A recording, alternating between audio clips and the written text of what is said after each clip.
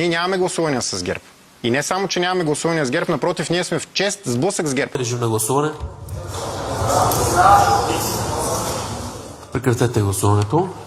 184 народни представители са гласували, 80 гласа за, 71 против, 33 въздържали се. Предложението не е прието. Има ли желание за прегласуване или не? Прегласуване.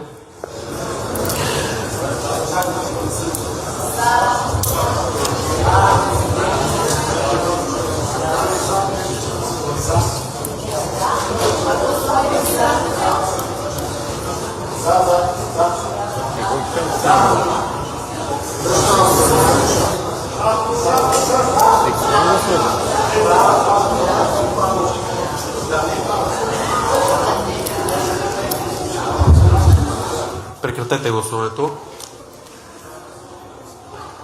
189 народни представители са гласували, 119 гласа за, 64 против, 6 въздържали се. Предложението е прието.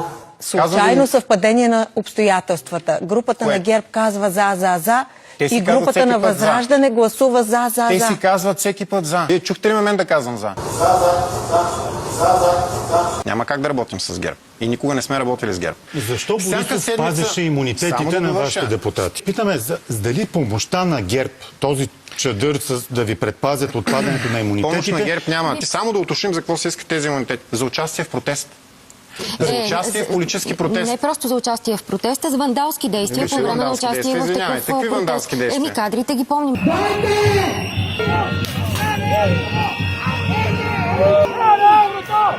Браво!